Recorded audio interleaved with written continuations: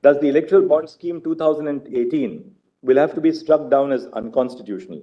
The deletion of the mandate of disclosing the particulars of contributions violates the right to information of the voter, since they would not possess information about the political party to which the contribution was made, which, as we have held above, is necessary to identify corruption and quid pro quo transactions in governance, information which is necessary for exercising an informed vote. The ability of a company to influence the electoral process through political contributions is much higher when compared to that of an individual.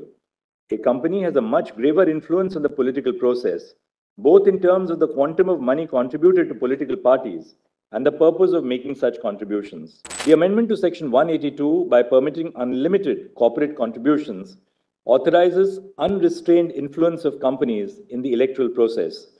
This is violative of the principle of free and fair elections and political equality captured in the value of one person, one vote. In this big decision, the Supreme Court of India has struck down the electoral bond scheme for political funding, saying that it violates citizens' right to information. This is especially significant as it comes just months before the 2024 Lok Sabha elections. First of all, let's understand 6 big things that happen next.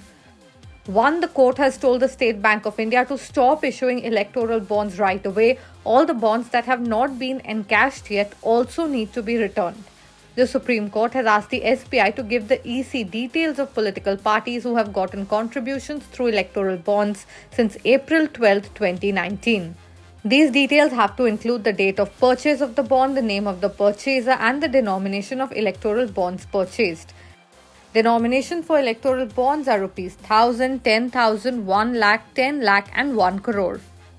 4. The SBI needs to submit these details within 6 weeks, that is by 6th March 2024.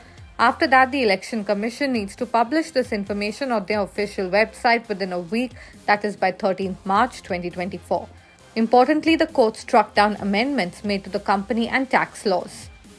Earlier, companies needed to be at least 3 years old to donate, and they had to disclose the amount and name of the party to which they were donating.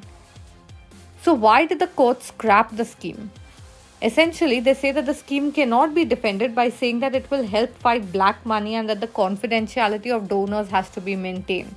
The bench said that the scheme was unconstitutional and it violates the freedom of speech and expression, since information about funding of political parties is essential for effectively exercising the choice of voting. The court also said it violates citizens' right to information. Now let's take a quick look at what the whole scheme was about.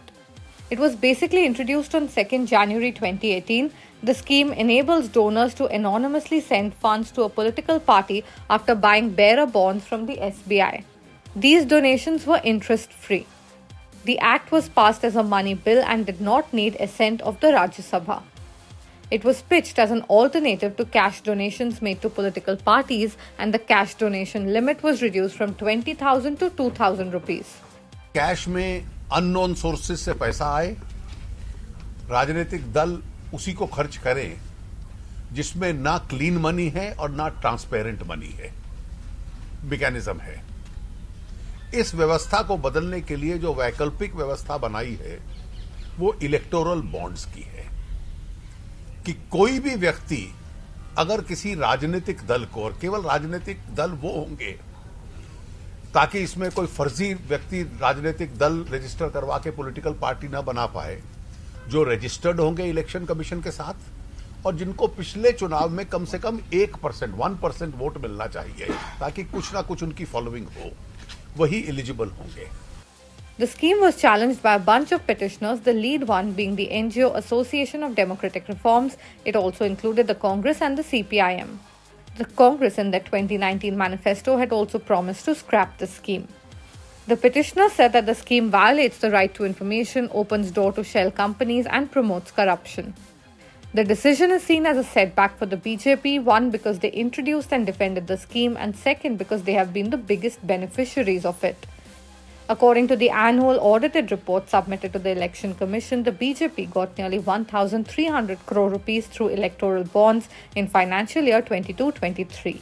This accounts for 61% of their total funding.